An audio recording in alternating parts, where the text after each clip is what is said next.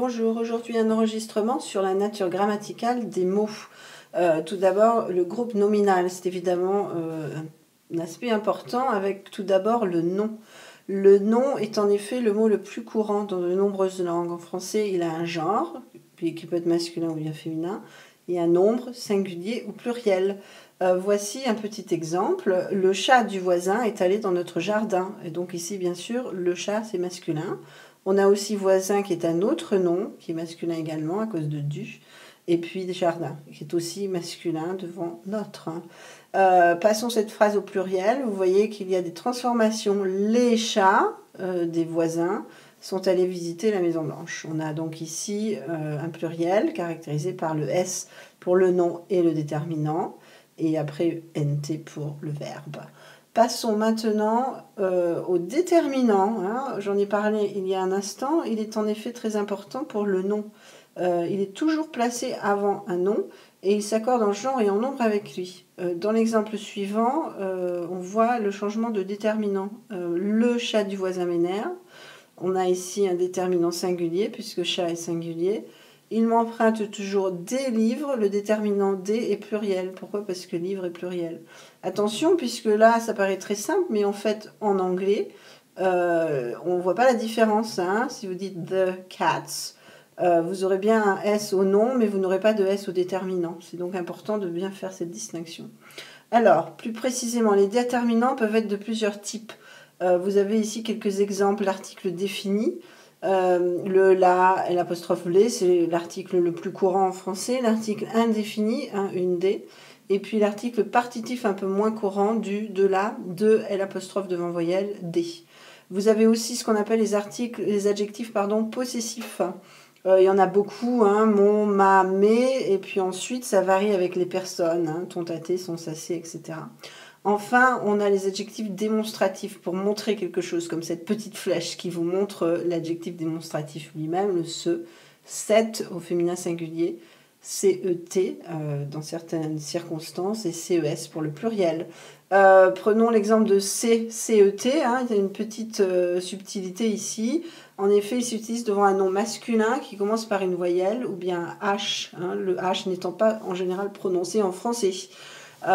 Exemple, cet ouvrage magnifique, Les Fleurs du Mal de Charles Baudelaire, que je vous conseille de lire, c'est un ouvrage de poésie, a beaucoup plu à mon chat Casimir. D'accord? Donc on a cet qui, bien qu'il se prononce comme cet, CE de TE, s'écrit CET. Pourquoi? Parce qu'il est placé devant un nom qui est masculin, mais qui commence par une voyelle, le O. Continuons avec l'adjectif. Il fait toujours partie du groupe nominal. D'accord? Donc ici, l'adjectif est la dernière partie en quelque sorte du groupe nominal. Il modifie le nom et il s'accorde donc avec... Alors, il s'accorde en genre et en nombre. D'accord? Donc voici un exemple. Les beaux éléphants de ma voisine, Barisaki mieux mieux. Vous avez un adjectif ici, les beaux, qui va s'accorder avec éléphant. Pourquoi? Parce qu'éléphant est pluriel. D'accord? Encore une fois, si vous aviez l'anglais, the beautiful elephants, vous n'auriez pas de marque de S. C'est pour ça que beaucoup d'anglophones font cette erreur. Oublie le S de l'adjectif. Pourquoi? Parce qu'en anglais, il n'y en a pas. D'accord? Donc faites bien attention à ça. Attention, l'adjectif se trouve parfois après le verbe être ou un autre verbe d'état. Par exemple, ils sont vraiment bruyants. Et donc n'oubliez pas qu'ici, en fait, l'adjectif s'accorde bien avec le nom auquel il se rapporte. Ici, en l'occurrence, un pronom. Ils sont vraiment bruyants. Bruyant est au pluriel parce qu'il est au pluriel. Ensuite, on finit avec le pronom, qui est aussi un élément du groupe nominal. Pourquoi? Puisque lui remplace le nom. Il s'accorde donc aussi en genre et en nombre avec lui. Et ils peuvent être de plusieurs types, les pronoms personnels, démonstratifs, possessifs, réfléchis. Exemple, les éléphants me réveillent tous les matins. Ils sont vraiment bruyants. Vous avez compris que le « il » faisait référence aux éléphants. Passons maintenant au groupe verbal. Le verbe, il s'accorde en genre et en nombre avec le sujet. Les éléphants Barisaki mieux mieux, ENT. Pourquoi? Parce que c'est le verbe qui est associé au sujet, les éléphants. Évidemment, ça pose des problèmes lorsque les formes du verbe sont composées. Exemple, les éléphants se sont tous enfuis lorsqu'ils ont vu mon chat parce qu'ils en ont eu peur. Enfui va se mettre au pluriel parce que le verbe s'enfuir est conjugué avec l'auxiliaire être. Et donc ici s'accorde avec le sujet qui est les éléphants. D'accord ? Enfin, pour le groupe verbal, vous avez un autre type de mot qui est plus simple puisqu'il s'agit d'un adverbe qui lui est invariable. L'adverbe modifie le verbe comme son nom l'indique et il est invariable, c'est-à-dire qu'il ne change pas d'orthographe, contrairement aux autres mots. Et il est en général terminé par « en », même s'il y a des exceptions. Les éléphants de ma voisine courent rapidement. On a aussi un autre adverbe qui est « court vite ». On passe maintenant à l'entité, non plus du nom ou du verbe, mais de la phrase entière. On a d'autres mots qui font partie de la phrase entière, qui lient des idées les unes avec les autres. Il s'agit tout d'abord des conjonctions. On distingue deux types de conjonctions. Les conjonctions de coordination. Tout le monde connaît la célèbre phrase « mais, où est donc Ornicard ?» Il s'agit de toutes les conjonctions de coordination. On a aussi les conjonctions de subordination. Que, quand, comme, si, lorsque, puisque, quoique. Il y en a beaucoup. Toutes ces conjonctions sont invariables, faciles au niveau de l'orthographe. Ce sont de petits mots qui servent à lier deux éléments de phrase comportant chacun un verbe conjugué. D'accord ? Donc je vous présente une phrase avec à la fois des conjonctions de coordination et de subordination. Il faut que ces éléphants se taisent car j'ai perdu le sommeil à cause d'eux. On a donc ici une conjonction de subordination que qui lie deux verbes conjugués faux avant et puis se taisent après. Et puis une autre conjonction qui, elle, est une conjonction de coordination qui lie deux propositions différentes, dont l'une est « il faut que ces éléphants se taisent », donc avec le verbe principal « faux », et puis l'autre est « j'ai perdu le sommeil à cause d'eux », qui comporte donc encore une fois un verbe conjugué. Passons maintenant à un autre type de mot qui est la préposition. Les prépositions sont de petits mots en général qui servent à introduire des compléments.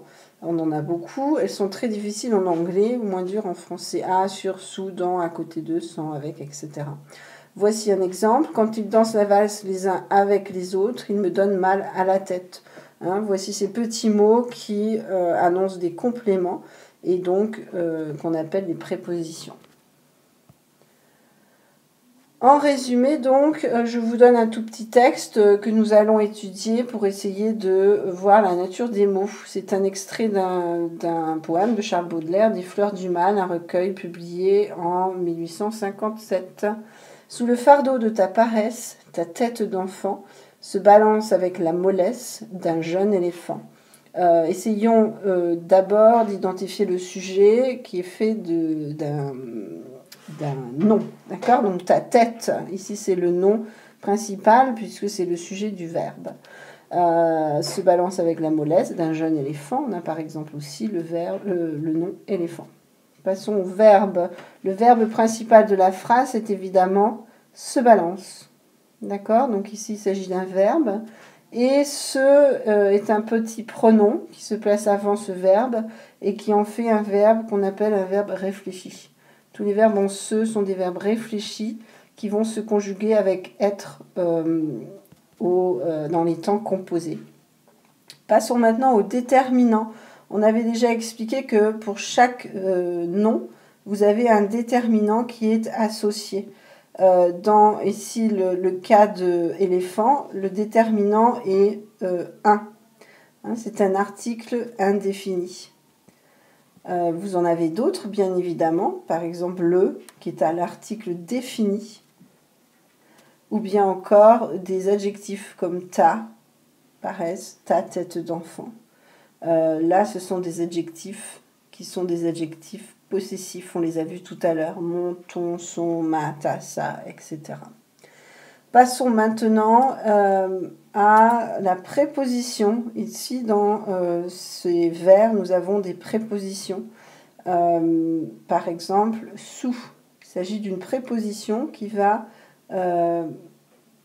introduire le complément fardeau de ta paresse, sous préposition.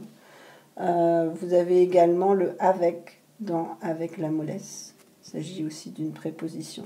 D'accord? On n'a pas de conjonction ni d'adverbe dans ce petit quatrain. Voilà, merci et passez une très bonne journée.